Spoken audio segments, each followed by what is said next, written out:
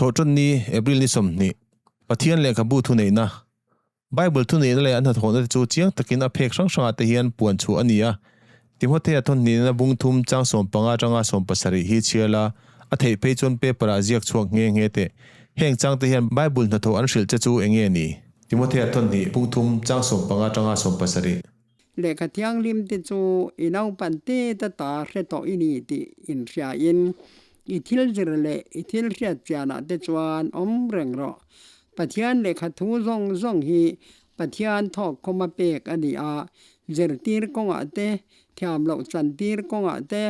zil konga te fel la zir tir konga te asot bokani pathian mi chu na thatin reng thok tura kim taka in thuamin afam kim thainan Nimala Bible kan hanzir hian ke mani thlir dan dikzia nem nget tu atan le kan thil tumte chungte chu pathian thlir dan le thil tumte nen in thumun ani lo fosia min pompui tu atan man kan tum tur ani lo ti hi kan hriat apoi mo hle entinan tuna mai miching chungin ka ko fu tak chu pathian in ti tura min rila kanga yang tiang chi te hi ti mi alo turania achan po chu tiang chu pathian in athukal tanga mi aron biak du dan ani lo wang ani pathian hi athun na hrui po a chachin milem ang kan duang ang kan ti thei ani emo kan ti tur ani lo boka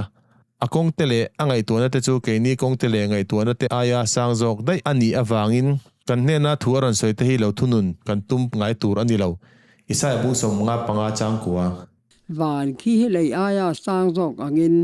ka om dan te hi in om dan te a in a sang jok sia ka ngai to te po hi in ngai to te a in a sang jok bokani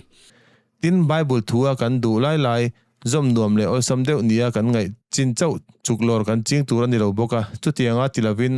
apupum pui hi athukhal deuh lai te le hriat thiam har sa deuh lai te po chok big mai lovin kan zir thin jok tur ani pathian chu kan nuna thuron soi tura kan du tak ani chuan Bible hi abupumin kan pom mai tur ania achung thu kan zir nuwa po zirdan phung dik tak le rin tak zuin pathian chuan kan hriat mamo apiang te chu a hun tak zela min hriat tir thin don ani ti kan ringam tur ani chu baka ama isuangai po khan lalpa I pathian chu I thin lung zong in I tharau zong in I rilru zong in I hmangai tur ani ti in min lo hrila a omzia chu pathian hian kan rilru ngai tu na te hi anam nul mai lova nam nul chu sei lo kan rilru a hian a thukal tlanga a 3000 puan chua om a hriat na le hriat thiam na huam zau tak chu ronda adu ti na ani jok Bible a hian pathian mi sang entinan enokate Abraham ate Moses te Jopate le midang te aron biak dan zia na tam tak kan hmuwa chu ba ka esuan mi sang te thila soi pui thu po kan hum nem le bok pathian chuan mi hring te ngai tua na hi aron kalkan ngot ngai lova kan chan dam na ta na athona konga hian athu le afin na chuan intulu turin min som jok ani mihring ngai to na le thil chu thiam na hi mihring ngai to na le thil chu thiam na ani miaw awangin diklo theile mi po bum thei ani tat meya diklo theilo sual theilo ani ngai lo reng keima ni du dan ang thil ti kan tum na lama pathian me po nokti tat rum om theya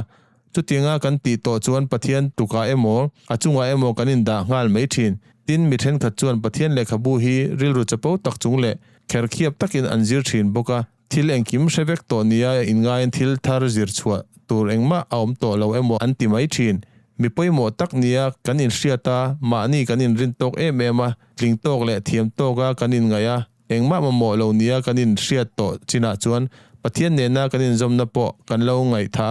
keima ni hriat na tong cham tak le thil chu thiam na dik tluan mi si lo hi leklam bera kan lo nei ta mai thin ani